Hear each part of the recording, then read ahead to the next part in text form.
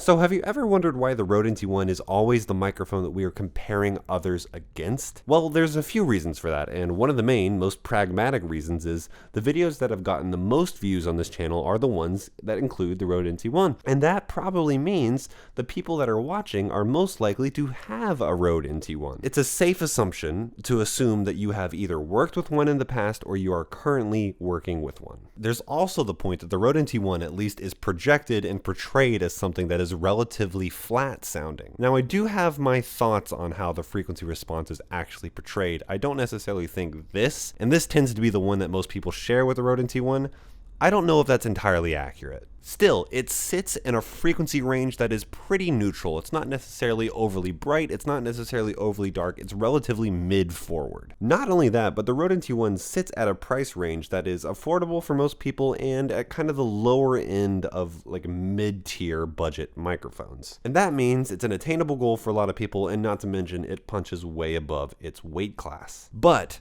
this is where it gets interesting, because I've had the privilege now for a long time to try out a bunch of different microphones, and in general the Rode NT1 still seems to come out on top in a lot of different circumstances, but eventually, over the course of this channel, there will be a microphone that comes and dethrones it. And I found it. It's this. The 440 Pure. Now, it's important to point out that that does not necessarily make the Lewitt a better sounding microphone. It's just something that I prefer on my voice, and it's something we've discussed a ton of times on the channel. Just because I like a microphone better does not mean it will work better for you, and indeed there is no such thing as an objectively better microphone when it comes to tonality. They are paintbrushes, they are colors, they are palettes, they are not necessarily objectively better than any other tonality out there. It's a subjective thing. Different voices are going to suit different microphones depending on the frequency response. I've also said multiple times that I prefer brighter microphones. I have a lot of low end in my voice. I have a lot of mid-range in my voice. I do think I lack a little bit of that high end. So if I find a microphone that tends to compensate for that, I will prefer that. And hence why I gravitate towards brighter microphone, and hence why the Lewitt is sitting here right now up against the Rode NT1 and winning. The Rode NT1, on the other hand, is a very mid-range forward microphone, and therefore I feel like it's boosting in ranges that I maybe don't need to get boosted. The Lewitt is compensating where I need it to compensate, and the Rode is compensating in areas that I think I already have enough presence in. And if you guys have been on the channel before, we had a similar discussion and a similar situation with the RE20 versus the SM7B. I don't think I need any more of the range that the SM7B is boosting, and the RE20 has a little bit of a halo, a presence that I tend to prefer on my voice. Some people disagree, but that's just my opinion. Now, for a brighter microphone to really do its job effectively, there are kind of three things that it needs to get right. These are problems that aren't as apparent with darker microphones, that are kind of a bigger deal for brighter microphones, and the first of that is self-noise. If you have a microphone that is boosting in that area and you have a high self-noise, it's pretty apparent and pretty audible because self-noise tends to exist in that 6K to 20K range. The Lewitt has a very low self-noise of 7 dBA. Now, dBA is a special kind of decibel level that compensates for the biases in our hearing, namely the low end and the upper mid range, but that is a whole nother discussion for another time. Low self-noise in a brighter microphone is very important. It might not seem as apparent whenever you're just talking to the microphone, whenever you're live monitoring. Whenever you go to actually mix the microphone, though, that self-noise will become immediately apparent with added compression, with added high shelves, all the processing you do, more harmonic distortion, all of these things will start to bring out that self-noise even more as you bring that thing up to volume. So, low self-noise on a bright microphone, extremely important. Lewitt delivers with that. The Rode NT1 has a self-noise of 4.5 dBA, which is extremely low. They like to say it's the lowest on the market. I'm pretty sure that's true. They're very good at that. So is the Rode NT1A. The second thing that is pretty obvious and something you probably expected that could be an issue with brighter microphone is sibilance. Sibilance is the S sounds in our voice, and they are particularly harsh. That's sibilance. Just from hearing that, you could probably deduce that sibilance occurs in the upper range of our hearing, the brighter side of our hearing. So it's not uncommon for microphones that boost that range to be more sibilant, obviously. So it's kind of a challenge to get that right, and the Lewitt does get this right. It's not a very sibilant microphone at all, and I don't know how they did it. It's kind of sorcery. No, but there are other bright microphones that do this well too, like the C214 by AKG. And the last thing that is really important when it comes to a brighter microphone is handling room rejection. That is because we tend to find the reflections in our environment much more apparent in the high end. That's not to say that bass is not apparent in a non-treated room. You just have to go more towards the corner if you want to find bass. But sitting in a untreated room like I'm doing right now, high end is typically where you find those reflections, and the Lewitt once again delivers, especially for a condenser microphone, in that regard. It's quite good at room rejection. So you can see why I prefer this thing. I'm working in an untreated environment. I'm working with a voice that tends to be darker already. It's compensating for that high end, and I'm not taking the losses that I might find on other brighter microphones. The Rode NT1 here is not particularly good at room rejection. It's also not particularly good at sibilance. And in this case, the Lewitt comes out on top on both room rejection and sibilance. And when you're working in an environment like mine, I need to take that into account. As I've bet many times on this channel,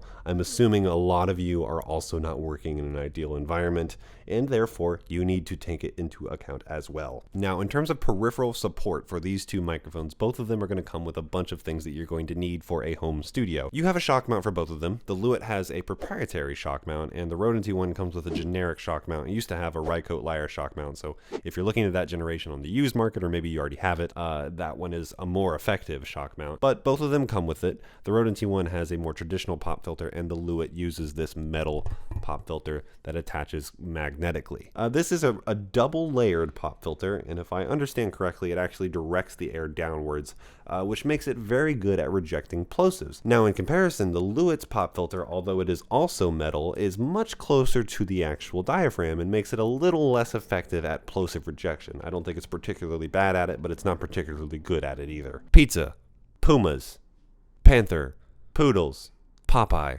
pygmy dolphins, popcorn, poop. I think it rejects it okay, but I still think there's a little bit of a peak there. And I think that has to do with the distance to this microphone, which what we're going to get to in a little bit. There is some trade-offs that you get as an advantage to that. But the closeness to the diaphragm here, the distance, is making it a little bit less effective at plosive rejection. I'm not the biggest fan of the Lewitt shock mount. That's one of my only complaints with this microphone. I feel like it could be better at rejecting noise that's being conducted through the mic stand and into the microphone. I think the amount of connections on this microphone and the thickness of the cables are perhaps contributing to more like physical conduction of sound into the actual microphone itself. There's maybe too much of a connection. It's not delicate enough. But one thing to keep in mind here, and this might seem like a shallow thing for people that are purely using this for music, but for people that are using this on video, like content creation or podcasts that are videotaped, the Lewitt is a much more camera-friendly microphone. This thing is not going to get in the way of your shot. There's a reason that this pop filter is not used in my video, because it blocks my face if I get too close to it. Something to keep in mind. It's kind of a small point, but it's something to keep in mind nonetheless. It's important to also note that if you're working in a scenario where you're making content, proper microphone technique can absolutely get rid of plosive rejection. I'm not speaking into the diaphragm, but if I speak here, plosives become a lot more apparent. Now, here are the specs for these two microphones. If you'd like to compare the numbers, as I've said before, I think it's important that you just go check those out yourself rather than me reading them. I think I've hit the points that are important. So let's do the vocal test. Today we have the very talented Ursula Hansberry, who is going to be performing her song Simple. Here's her Instagram if you would like to go check her out more. Let's go do it. You tell me to take the leap, but you don't want me to dive too deep. So I'm holding out here somewhere in the middle.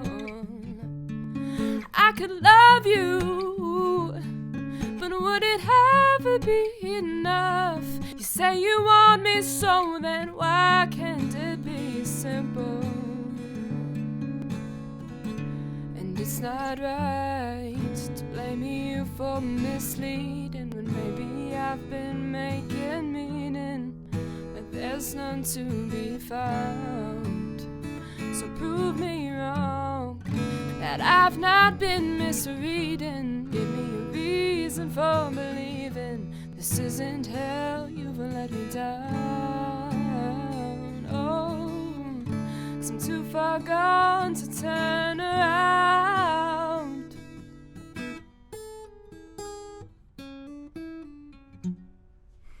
All right.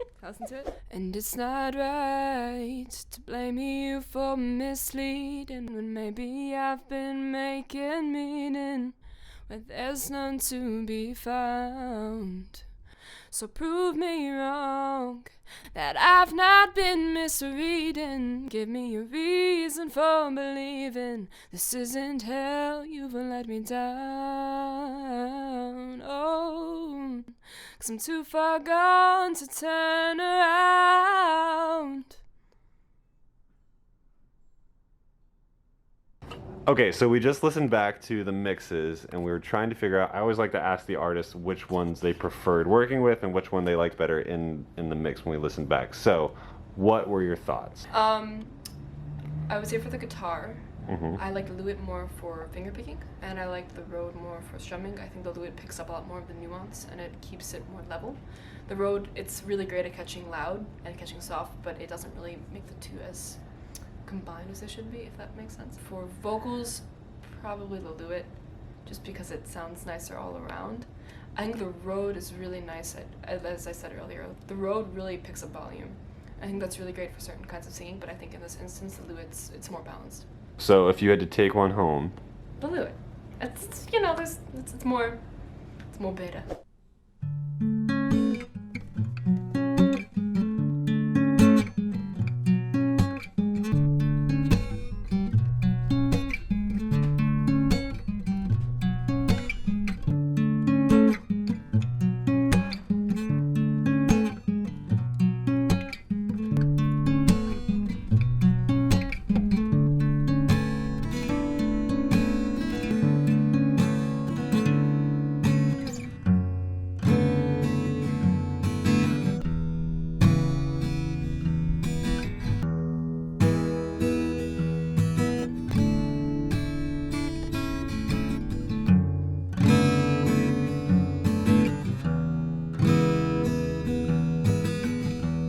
So to wrap up here, if I were to do a comparison where I'm genuinely comparing the tonalities between two microphones that are very similar, the Lewitt 440 should be compared against the AKG C214. And there's a lot of reasons to that beyond just they sound similar. I don't know the exact timeline, but the CEO of Lewitt worked at AKG. AKG has been bought by Samsung, so a lot of the employees have left AKG to start a number of different brands like Austrian Audio and Lewitt. Don't quote me on that. I just know that a lot of microphone companies have kind of started in Austria in the wake of being purchased by Samsung. AKG being purchased by Samsung. So if we're going to talk about similar sounding microphones, those two would be the ones to compare. But again, as we do on this channel, we compare everything to the Rode NT1 because it's a good baseline. All right, guys, I hope that was helpful. If you like, you can follow me on Instagram at RealAudioHaze. If you'd like to work on a project with me, you can email me at realaudiohaze@gmail.com. And here's the outro song.